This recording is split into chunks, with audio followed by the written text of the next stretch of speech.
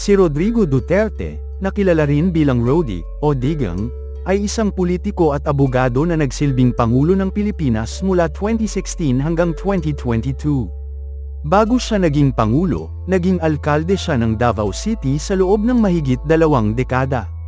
Sa kanyang panahon bilang alkalde, nakilala siya sa mga hakbang upang labanan ang krimen at mapabuti ang kaligtasan ng kanyang nasasakupan, kaya't marami siyang taga-suporta na nagtakda ng mataas na inaasahan sa kanyang pagiging Pangulo. Kilala siya sa matinding laban sa krimen, partikular na sa kanyang kontrobersyal na War on Drugs, na nagdulot ng mga akusasyon ng paglabag sa karapatang pantao.